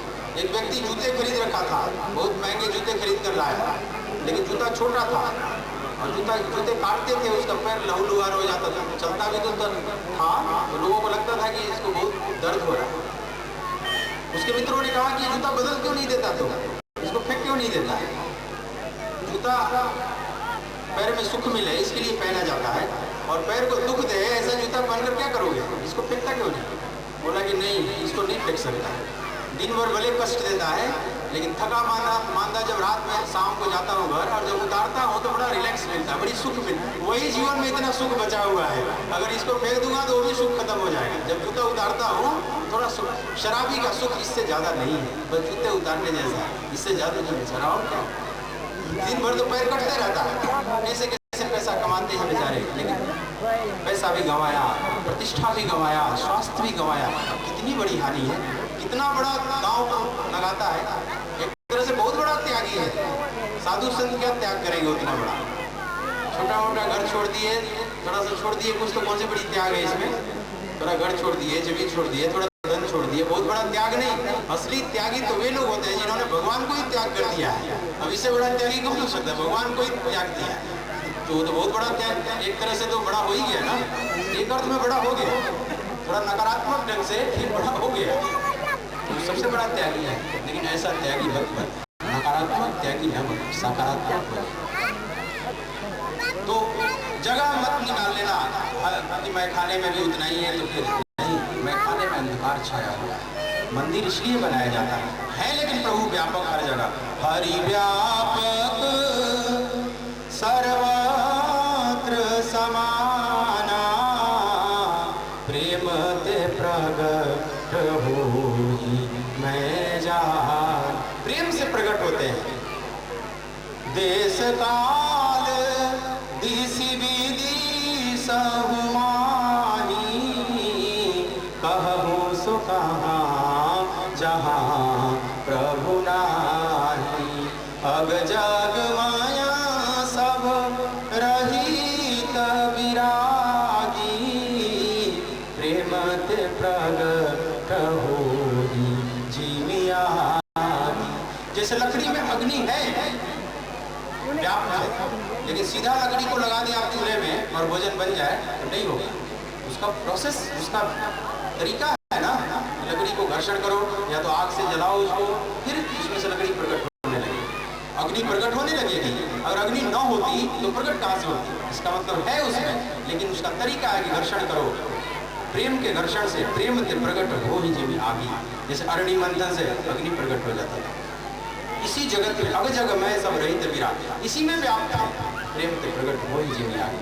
प्रभु व्याप्त है अभी और यही, हर जगह हर समय परमात्मा व्याप्त। तो नमामि शमीशान का जो अब आप सारांश में अर्थ समझ लें, या अपने लोकल भाषा में अर्थ समझ लें कि हर जब नमामि शमीशान पाठ करना तो इसका मतलब क्या है, नमामि ईशम, ईशान ने तो बता दिया, ईशान दिशा के ईश्वर को नमन करते हैं। लेकिन ईशान का भी मतलब क्या, मतलब वर्तमान, मतलब कि सदा मेरे साथ रहने वाले, सदा मेरे अंग संग, सदा और सर्वदा मेरे अंग संग रहने वाले मेरे प्रभु, मैं आपको नमन करता हूँ। इसमें भाव ये बनाइए, ये ध्यान। अब मैं संक्षेप में इसका एक अर्थ बता दूं, फिर वाणी को विराम दूं आज, क्योंकि और भी आगे का कार्यक्रम है। तो अब आप इस पर दृष्टि जमाएं, उसका मैं एक शाब्दिक अर्थ बता दूं, भावार्थ फिर कभी लेंगे। नमामि शमीशा निर्वाण रूपम, निर्वाण रूपम मतलब मोक्ष स्वरूप। भगवान शिव का स्वरूप कैसा है, एकदम मुक्त स्वरूप, कहीं बंधन नहीं, कोई संग्रह नहीं, कहीं बंधन नहीं, बड़ा फकीर दिखाई पड़ते हैं। निर्वाण रूपम, या दूसरा मतलब होता है निर्वाण रूपम का, आपका रूप कैसा है वो वाणी का विषय नहीं, निर्वाण। भगवान बुद्ध ने इस शब्द का बहुत प्रयोग किया, गीता में भी है, शांति निर्वाण विनश्यति। बुद्ध भी इस शब्द का प्रयोग करते हैं। बुद्ध को जब ज्ञान हुआ कहते हैं मैं निर्वाण को प्राप्त हो गया। लोगों ने पूछा कौन सा तत्व तो प्राप्त कर लिया, निर्वाण, वाणी का विषय नहीं, मैं वाणी से व्यक्त नहीं कर सकता। तो भगवान का स्वरूप कैसा है, तो निर्वाण रूपम, वो वाणी व्यक्त नहीं कर सकती। भगवान शिव के स्वरूप को वाणी व्यक्त नहीं कर सकती। हाँ, एक चीज ध्यान दें, इस 8 श्लोकों में एक चीज और समझ लें। भगवान शिव के दोनों रूपों की पूजा होती है, सगुण साकार और निर्गुण निराकार। जो शिव का रूप बनाते हैं मनुष्य रूप में, वो उनका सगुण साकार रूप है, और जो शिवलिंगम है जिस पर आप जल चढ़ाते हैं, वो निर्गुण निराकार ब्रह्म का प्रतीक है, वो शुद्ध ईश्वर का प्रतीक है। तो जो ऊपर की 2 स्तुतियों का जो लाइन है, उसमें शुद्ध निर्गुण निराकार ब्रह्म का उसमें निरूपण किया गया है, शुद्ध परमात्मा का निरूपण है, जो शुद्ध वेदांत के शब्द है एक एक, इसलिए इसमें शब्द आ गया निर्गुणम निजम निर्गुणम या निराकारम ओंकार, ये सब निर्गुणम निराकारम ये सब शब्द है। उसके बाद के जो 2 श्लोक हैं वो सगुण साकार रूप का वर्णन है, कैसा उनका रंग है, जटा है, गंगा कैसे है, सब ये सब कटी में क्या पहने, वो सब वर्णन है उनके सगुण साकार रूप। उसके बाद के जो 2 श्लोक हैं उसमें उनकी महिमा विशेषता बताई गई है, प्रचंडम प्रकृष्टम प्रगल्भम परेशान, उनकी विशेषता। और जो अंतिम 2 श्लोक है उसमें ये बताया गया है कि जो इस उमानाथ के चरणारविंदों में नहीं आता, प्रभु के चरण शरण में नहीं आता, उसे सुख शांति नहीं मिल सकती, चाहे इस श्लोक में चाहे उस श्लोक में, कहीं भी शांति नहीं मिल सकती। एक 8 श्लोकों में 2 श्लोक में आप देखेंगे अलग अलग रूप है। तो जो ऊपर का श्लोक है निर्वाण रूपम, भगवान का स्वरूप कैसा है वो वाणी से नहीं व्यक्त किया जा सकता। विभुम व्यापकम, वो ईश्वर कैसा है, विभु का मतलब सर्वव्यापी होता है, व्यापकम माने व्याप्त, विभुम व्यापकम दोनों यहाँ दिया गया है, मतलब सर्वव्याप्त है, हमारे भीतर भी हमारे बाहर भी, हर जगह व्याप्त है, अंदर भी बाहर भी, यही विभुम व्यापकम का मतलब होगा। या जड़ चेतन सब में व्याप्त है, उतना ही, जड़ में भी चेतन में भी, चर में भी अचर में भी, सब जगह व्याप्त है। तो विभुम व्यापकम ब्रह्म, वो परमात्मा वो ब्रह्म है, बृहद से ब्रह्म बना। परमात्मा इतने बृहद है कि कोई उनकी सीमा को छू नहीं सकता। जो भी बृहद से बृहद कल्पना करेंगे उससे भी ज्यादा, इसलिए उनको ब्रह्म कहा जाता है। तो आप ब्रह्म है शिव, आपसे बड़ा कोई हो ही नहीं सकता, आपके बराबर भी कोई नहीं हो सकता, बड़ा होने का तो प्रश्न ही नहीं। ब्रह्म है, ब्रह्म वेद स्वरूप, और आप वेद स्वरूप, वेद मतलब ज्ञान सीधी भाषा में, तो आप ज्ञान स्वरूप हैं। जीव को तो कभी कभी ज्ञान होता है, फिर अज्ञान में ज्ञान अज्ञान में झूलते रहता है, लेकिन आप तो परम ज्ञान स्वरूप हैं, आप तो परम ज्ञान ही ज्ञान है। निजम निर्गुणम निर्विकल्पम निरीहम, निजम का मतलब आप अपनी निजता में रहते हैं, सदा स्वयं में डूबे रहते हैं। निजम निर्गुणम, आप निर्गुण हैं। सत्व रज और तम 3 गुण हैं, प्रकृति के 3 गुण हैं, त्रिगुणमयी प्रकृति इसको कहा जाता है, त्रिगुणमयी प्रकृति।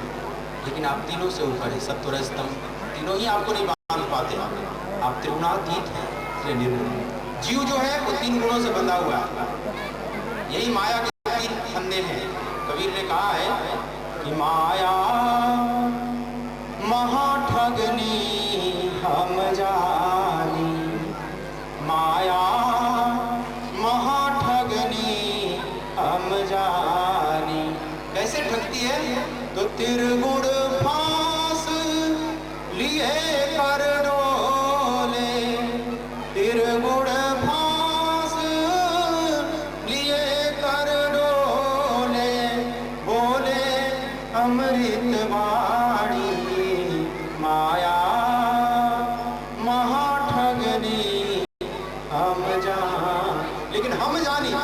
डाल दिया। और कौन से बांधने के इसके फंदे हैं? तो त्रिगुण फांस, यही सब रज और तम, इन 3 गुणों के फांस में बांधती जीव।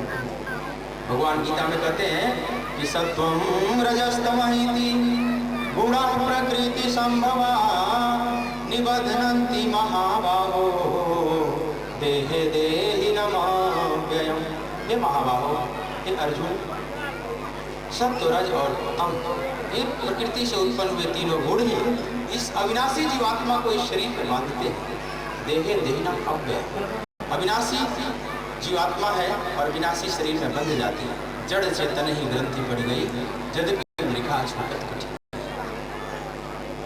लेकिन शिव इन त्रिगुणों में नहीं, त्रिगुणातीत है, इसलिए निर्गुणम है शिव। आप तीनों गुणों से निजम निर्गुणम निर्विकल्पम, आप निर्विकल्प हैं। जीव का मतलब जो संकल्प विकल्प में डोलता रहता है, विचारों का हुआ वो हमें जो चलता रहता है, उनमें कोई विचारों का हुआ वो नहीं, कोई विचारों की तरंग में नहीं, निर्विकल्प है। महर्षि पतंजलि ने अपनी समाधि का नाम दिया निर्विकल्प समाधि।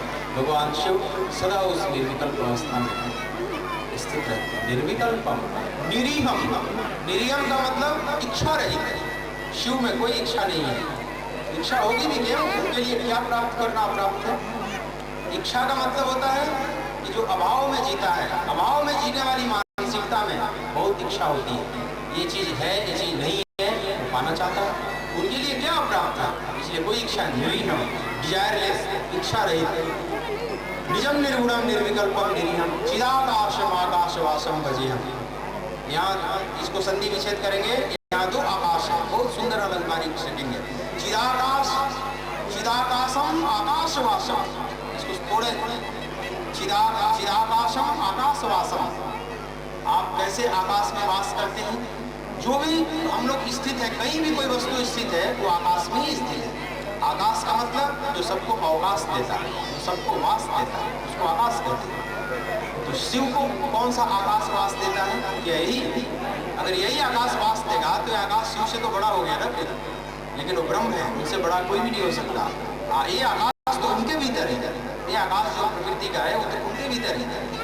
इसलिए इस आकाश में वे वास नहीं करते। इसमें करते हैं तो चिदाकाशम आकाशवासम, आप चिदाकाश रूपी आकाश में वास करते हैं प्रभु।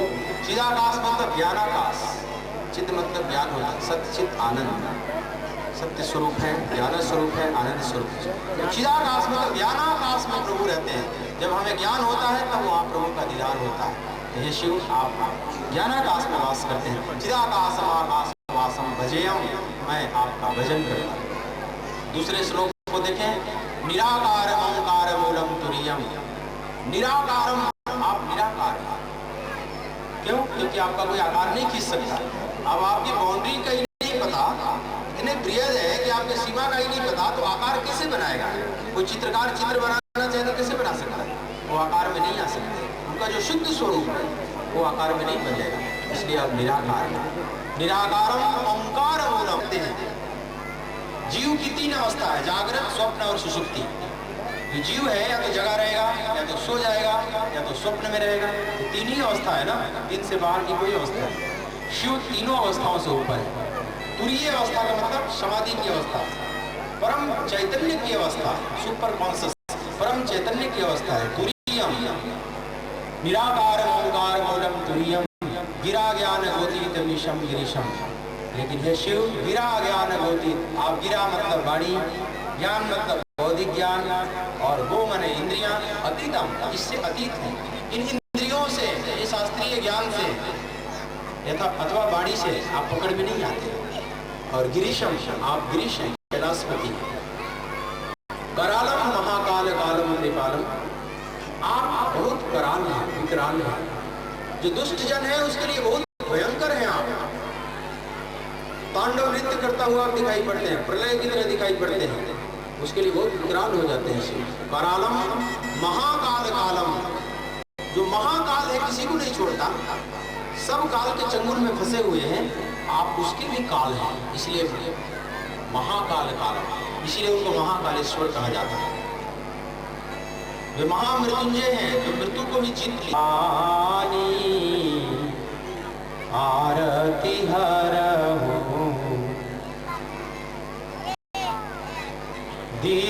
न जानी। हे आशुतोष, आशुतोष का मतलब आशु माने सिद्ध है, तोष माने जो प्रसन्न है, तुष्ट हो जाए, जो शीघ्र प्रसन्न हो जाता है। भगवान शिव बहुत जल्दी प्रसन्न हो जाते हैं अगर भाव हो तो, इसलिए इनका एक नाम है आशुतोष। आशुतोष तुम ऑर्डर बहुत कृपालु है। करालम महाकाल कालम कृपालु, लेकिन तुरंत कहते कृपालु भी। दुष्टों के लिए विकराल है और सज्जनों के लिए बहुत कृपालु है। करालम महाकाल कालम कृपालम गुणागार संसार पारम मतो। और आप गुणों के भंडार हैं, गुणों के आगार हैं, समस्त गुणों के आश्रय। गुणागार संसार पारम, लेकिन आप संसार से परे हैं, इस संसार के नहीं। न तो हम, मैं आपका नमन कर, मैं आपको नमन करता हूँ प्रभु। ये इनके शुद्ध निर्गुण निराकार स्वरूप का यहाँ चित्रण हुआ 2 श्लोकों में, और उनके सगुण साकार रूप का, सगुण ब्रह्म का निरूपण होगा।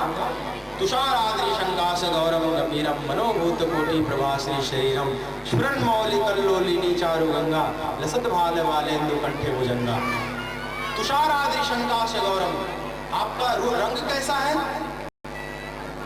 तुषाराद्रि, तुषा माने होता है बर्फ, कहते हैं तुषार पड़ रहा है तो बहुत ठंडी पड़ती है, तो तुषा माने बर्फ। तुषा आद्रि, आद्रि माने पर्वत होता है, शिवाद्रि हिमाद्रि बोलते हैं। हिमाद्रि तुंग श्रृंग से प्रबुद्ध शुद्ध भारती, तो हिमाद्रि आद्रि माने पर्वत, सह्याद्रि पर्वत माना, आद्रि माने पर्वत।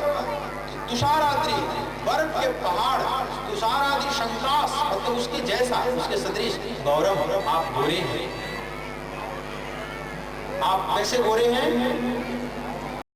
आपका रंग कैसा है? तो बर्फ के पहाड़ की तरह गोरा है आपका रंग। भगवान शिव का जो शुद्ध रूप है बिल्कुल श्वेत, जैसे मार्बल होता है ना, पत्थर, संगमरमर या कपूर की तरह। इसलिए कपूर, कर्पूर गौरव, करुणा अवतारम, पाठ करते कर्पूर गौरव माने कपूर की तरह गोरे हैं अथवा बर्फ की तरह गोरे हैं, एक ही बात है। यहाँ जो उपमा ले रहे हैं काकभूषण के गुरुदेव, बर्फ से ले रहे हैं। तुषार आदि शंका से गौरव, बर्फ के पर्वत की तरह एकदम गोरे हैं। गंभीरम, और आप बहुत गंभीर हैं, कोई था नहीं पा सकता। तुम्हारा लागी समाधि अखंड अपार, अखंड अपार समाधि में चले जाते हैं, फिर उसको वहाँ कोई पार नहीं पा सकता, इतने गंभीर है। तुषाराद्रि शंका से गौरव गंभीरम मनोभूत कोटि प्रभा, और उनमें प्रभा कितनी है, उनके शरीर में सौंदर्य कितना है? तो मनोभूत कोटि, मनोभूत माने होता है कामदेव, जो मन को अभिभूत करते हैं। लेकिन वो काम सुख क्या है? करोड़ों बलि चढ़ाया जा सकता है, इतने वो सौंदर्यशाली है, इतना उनमें सौंदर्य है, उस प्रभु में इतना आनंद है, उस प्रभु के चिंतन में इतना आनंद है, महा आनंद स्वरूप है वो। इसलिए संसारी के सब छोटे छोटे सुख कुछ नहीं। मनोभूत कोटि प्रभा, करोड़ों कामदेव उस पर न्यौछावर किया जा सकता है। मनोभूत कोटि प्रभा श्री शरीरम, और आपका शरीर कैसा है? श्री युक्त, ऐश्वर्य युक्त है। देखने में तो आप बड़े फकीर लगते हैं, लेकिन नहीं, ये मत समझना कि फकीर है उनके पास कुछ नहीं है। तेरी विभूति में चिपटी है कुबेर का खजाना, उसके विभूति में कुबेर का खजाना हल्का पड़ा, बहुत श्री शरीर। एक बार कथा आती है ना कि पार्वती जी देवियों को देखी कि सब सजी धजी है, तो पार्वती भी थोड़ा, उनको भी मन हुआ कि हम भी कुछ पहने, लेकिन भोलेनाथ हमारे लिए तो कभी कुछ बनाया नहीं। जाकर को बौन में पड़ गई, भोलेनाथ मनाने गए, कारण पता चला कि मेरे लिए तो कुछ बनाई ही नहीं कभी आप मेरे को प्रेम नहीं करते। बोले बस इतनी सी बात है, जाओ अपना एक जटा से केस निकाल कर दिए कि ले जाओ कुबेर के यहाँ और इसे ले लेना गहना। पार्वती झुंझुलाई, एक केस से क्या मिल जाएगा, कितना इसमें गहना मिल जाएगा, लेकिन चलो माना कि शिव की जटा का केस है, लेकिन फिर भी कितना मिल जाएगा। आधे मन से चली है। कुबेर को बोले कि उन्होंने कहा है एक पल्ले पर रखो और दूसरे पर इसे तौल दो आभूषण। एक पल्ले पर कहते हैं कुबेर ने रखा केश को, और दूसरे पलड़े पर अपना सारा खजाना चढ़ा दिया, फिर भी पलड़ा हल्का रहा उसका और केस भारी पड़ गया। अब पार्वती जी को महिमा भोलेनाथ की पता चला, बोले कि नहीं हमारा वही केस दो, अब नहीं लेना मुझे सब है, हम लेकर चली आई। तो तेरी विभूति में चिपटी है कुबेर का खजाना, श्री शरीरम। फकीर देखने में लगते हैं, कुछ भी नहीं है उनके पास, अपना घर भी नहीं बनाए, पहाड़ पर बैठे, लेकिन श्री शरीर समस्त ऐश्वर्यों के मालिक है, समस्त ऐश्वर्यों के अधिष्ठान है, वहीं से प्रसारित होते हैं ऐश्वर्य। तुषारादि शंकास गौरम गंभीरम मनोभूत कोटि प्रभाश्री शरीरम ईश्वरन मौलि कल्लोलिनी चारु गंगा। और हे प्रभु, ईश्वरन माने ईश्वरी निकली है, ईश्वरन मौलि माने मुकुट से, कल्लोलिनी मतलब नदी, चारु माने सुंदर, गंगा मतलब आपके सुंदर जटाओं से सुंदर नदी गंगा निकली है। ईश्वरन मौलि कल्लोलिनी चारु गंगा। और लसत भाल बालेंदु कंठे भुजंगा, लसत माने चमक रहा है, भाल माने ललाट पर, क्या बालेंदु दूज का चांद, इंदु माने चंद्रमा, लेकिन पूर्णेंदु मतलब पूनम का चांद होता है, लेकिन पूनम का चांद नहीं होता। बालेंदु माने बालक चंद्रमा, बालक इंदु जो भी जन्मा है, दूज का चांद। इसलिए शिव के मस्तक पर जब भी आप देखेंगे दूज का चांद। ये प्रश्न है, ये बहुत गंभीर प्रश्न है, इसका आध्यात्मिक मतलब है जो अभी मैं बात नहीं करूँगा। ये दूज के चांद में बड़ा रस है, हम दूज के चांद को प्रणाम भी करते हैं। शिव के मस्तक पर जब भी होगा ये पतला टेढ़ा चांद होगा। और ये चांद इस्लाम में भी है, आप ये देखोगे इस्लाम में पूनम के चांद का वहाँ भी कोई मतलब नहीं। जहाँ ताजिया बनाएंगे या कुछ करेंगे और रोजा खोलेंगे तो दूज का चांद ही देखेंगे। ताजिया के ऊपर से दूज का चांद बना रहता है ना। अब मैं पूछूंगा अभी वो भिखारी मियाँ जी कौन आए हुए हैं, तुम्हारे यहाँ दूज का चांद पतला चांद क्यों, पूरा चांद क्यों नहीं बनाते हो? अब बताना होगा तुझे भी और जो हिंदू बैठे हुए हैं उनसे भी कि तुम्हारे शिव के मस्तक में पतला चांद क्यों लगा हुआ है। फोटो में भी आप देख सकते हो, जब भी बालेंदु किशोर चंद्रशेखर है, जहाँ भी स्तुति आएगी तो किशोर चंद्रमा है, बालक चंद्रमा, पूर्णेंदु नहीं है। तुलसीदास जी शुरू में स्तुति भी करते हैं मंगलाचरण में, वंदे बोधमयम नित्यम गुरुम शंकर रूपिणम यमाश्रितो वक्रोपी चंद्र सर्वत्र वंदिते। मैं उस नित्य ज्ञान स्वरूप शंकर रूपी गुरु की वंदना करता हूँ, जिनके आश्रित होने से वो टेढ़ा चंद्रमा भी सर्वत्र वंदनीय हो जाता है। दूज के चांद को सब प्रणाम करते हैं, हिंदुस्तान से लेकर एकदम रेगिस्तान तक, अरब तक सब प्रणाम कर रहे हैं उसको। क्यों? जबकि वो टेढ़ा है, उसको नहीं प्रणाम करना चाहिए, तो झुका हुआ यमाश्रित तो बकरो अभी, जबकि वो बकर है, टेढ़ा है, लेकिन उस टेढ़े चंद्रमा को भी सर्वत्र वंदते, सब वंदना करते। क्यों? क्योंकि शिव ने मस्तक पर धारण कर लिया। और प्रश्न है कि शिव ने टेढ़ा चंद्रमा क्यों धारण किया, पूरा को क्यों नहीं धारण किया? शिव का मुखड़ा तो पूनम का चांद है। जय महेश मुखचंद चकोरी, जय जय गिरिवर राज किशोरी, जय महेश मुखचंद चक, जय गज बदन खड़ानन माता, जगत जननी दामिनी दुखी गाता। तो महेश, जय महेश मुखचंद चकोरी, उनका तो पूर्णेंदु है, पूनम के चांद की तरह उनका मुख है, लेकिन सिर पर धारण किए हैं वो हमेशा बालेंदु।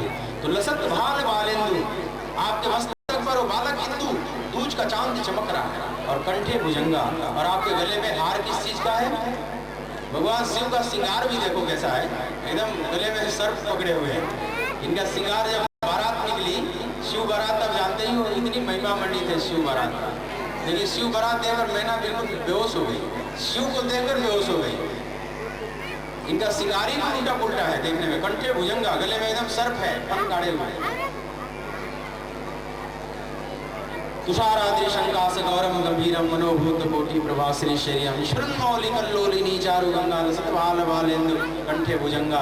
और अगले श्लोक में कहते हैं, चलत कुंडलम भूसुरुद्रम विशालम प्रसन्नाननम नीलकंठम धर। चलत कुंडलम, कुंडल जो होता है ना कान में जो पहन, तो गतिशील है, चेतन है।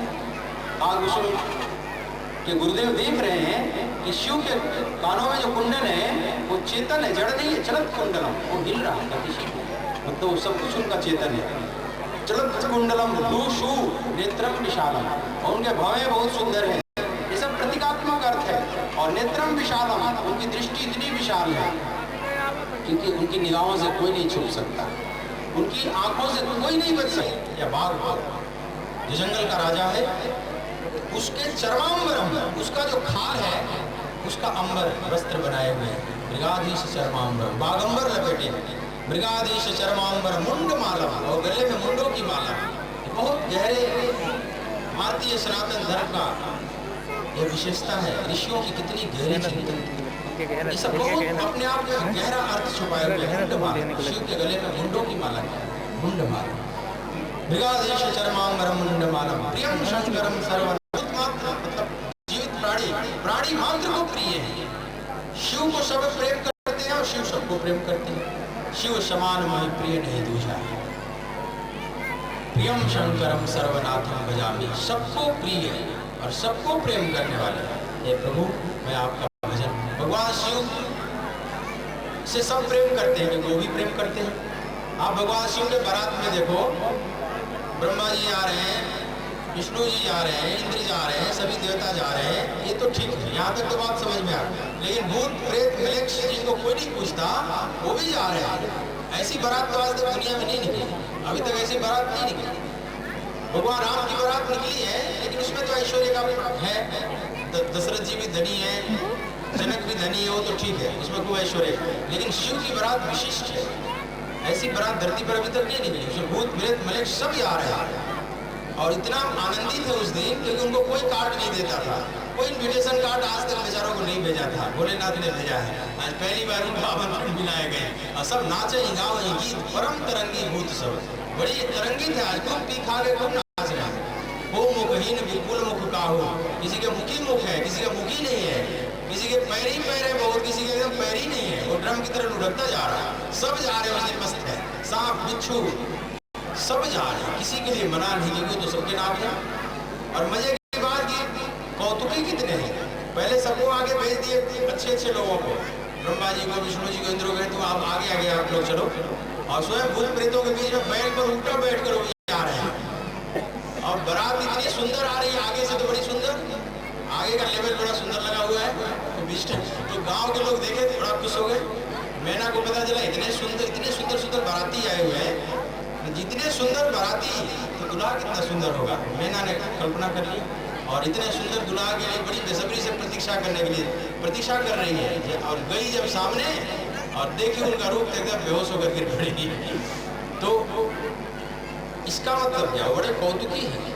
मतलब भगवान का मतलब वो जो आपकी बुद्धि से समझ में नहीं आ गया। मैंने तो बुद्धि से गणित लगा ली, बारात इतनी सुंदर तो दुल्हा कितना सुंदर होगा, लेकिन बुद्धि काम नहीं करती। जहाँ बुद्धि फेल हो जाए, जहाँ बुद्धि का अतिक्रमण कर जाता है मनुष्य, वहाँ पर परमात्मा की अनुभूति होती है। तो बुद्धि फेल कर देते हैं, बुद्धि से पकड़ भी नहीं आएंगे कहीं भी। बहुत कौतुकी है और सबको प्रिय है क्योंकि उनके सब है। विश्वनाथ फिर किस बात का, विश्वनाथ इसलिए तो है ना कि उनके सब उन्हीं के हैं, सब उनके बच्चे हैं। तो भूत प्रेत मलेक्ष भी तो उसी में आते हैं, सब उनके बच्चे हैं, तो सब उनको प्रिय है, सबको प्रेम करते हैं, सब उनको प्रेम करते हैं, सब उनके यहाँ आश्रय पाते हैं। प्रियम शंकरम सर्वनाथम भजामि। उसके बाद आप जो 2 श्लोक हैं इसमें इनकी विशेषता बताई गई है। प्रचंडम प्रकृष्टम प्रगल्भम परेशम अखंडम अजम भानुकोटि प्रकाशम। प्रचंडम, ये शिव आप प्रचंड हैं, चंड भानुकोटि प्रकाशम। और कितना प्रकाश है आपके शरीर में, तो भानुकोटि करोड़ों भानु सूर्य के बराबर आप में प्रकाश है। त्रयशूल निर्मूलनम शूलपाणिम। त्रयशूल निर्मूलनम, 3 प्रकार के शूल हैं, कष्ट, दुख, दैहिक, दैविक, भौतिक, तापा। आदिदैविक, आदि भौतिक, आध्यात्मिक किसी को बोला जाता है। कुछ कष्ट हमारे जीवन में दैविक प्रकोप से आते हैं, जब भूकंप आ गया, महामारी आ गई, बाढ़ आ गया, सूखा पड़ गया, ये सब एक तो इस तरह से दैविक प्रकोप। कुछ भौतिक कष्ट आते हैं, जैसे कोई व्यक्ति किसी को सता रहा है, सांप डस लिया, मच्छर, कोई दूसरे से कष्ट मिल रहा है, भौतिक। और कुछ दैहिक होते हैं, आध्यात्मिक उसको बोलते हैं, जो हमारे ही शरीर में आदि व्याधि के रूप में प्रकट होते हैं। हमारे रहन सहन में भूल की वजह से या हमारे पूर्व संस्कार की वजह से हमारे में आदि व्याधि कहते हैं शारीरिक बीमारी को, आदि मतलब मानसिक बीमारी।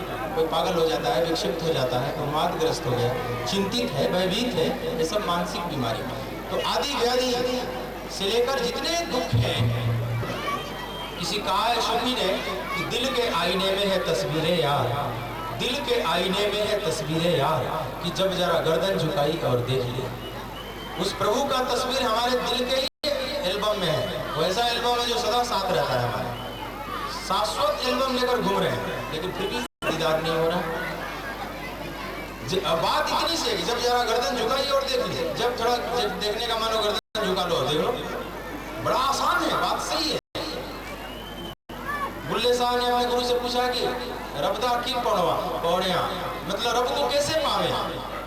तो प्याज उखाड़ रहा था सूफी सन, सूफियों में होता है कि वो काम वैसे ही करते रहेंगे।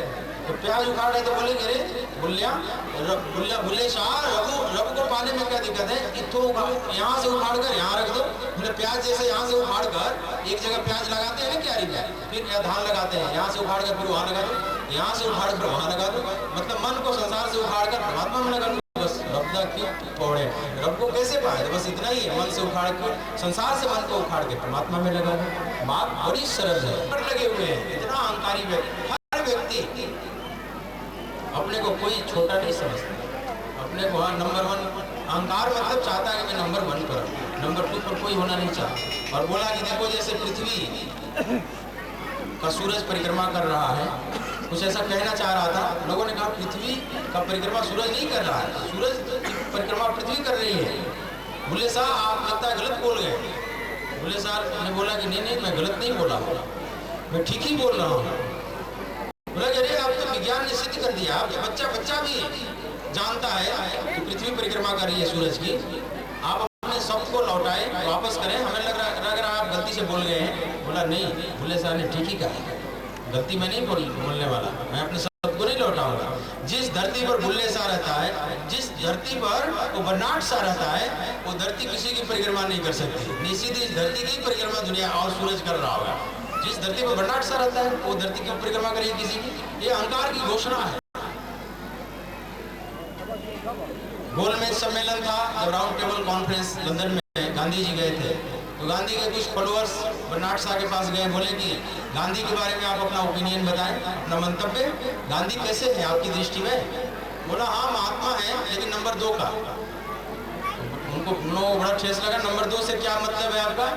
बोले नंबर 1 का तो बर्नाड शाह ही हो सकता है, बाकी जितने महात्मा नंबर 2 पर ही रहे। अहंकारी अपने को 2 पर नहीं रह सकता। अहंकार का ही मतलब ईश्वर, जैसे रावण का हिरण्यकशिपु का है ना, ईश्वरो हम भोगी होते हैं सौदे, आशिकी इतनी सस्ती नहीं है, ये तो प्रेम की बात है कूदो, बंदगी तेरे बस की नहीं है, यहाँ सिर दे के होते हैं सौदे। यहाँ तो सिर ही चढ़ाना होता है, लेकिन कौन सा सिर, ये बाहर का सिर मत समझ लेना, वो तो गोपियों ने भी नहीं चढ़ाया था। और रावण ने तो कई बार चढ़ाया था, लेकिन रावण फिर भी असुर बना रहा। कितनी बार सिर चढ़ाया था, ये बाहर का सिर उस नासमझ ने चढ़ाया था, लेकिन भीतर के अहंकार का गला काट दो, वो असली है। भीतर के सिर की बात की जा रही है। रावण बाहर का सिर काट के भी रावण बना रहा, और गोपियों ने सिर नहीं काटा है, लेकिन भीतर के अहंकार के सिर को काट कर गोपियां परम भक्त हो गई। देवर्षि नारद कहते हैं भक्त कैसा होना चाहिए, तो यथा ब्रज गोपिका नाम, जैसे कि ब्रज की गोपी। उन्होंने अपने अहंकार को काट डाला था, और वे अपने एल्बम में प्रभु को देखती थी, जब जरा गर्दन झुकाइए और देखती, साथी हैं प्रभु सबके, लेकिन आसमान कहते हैं। अब उस महापुरुष ने वर मांगा है कि जाओ प्रसन्न प्रभु मोह पर, नाथ दीन पर नेह, निज पद भक्ति दे प्रभु, उनि दूसर वर देहु, तव माया बस जीव जड़, संतत फिर ही भुला, तेहि पर क्रोधन करिय प्रभु, कृपा सिंधु भगवान। इस पर इतना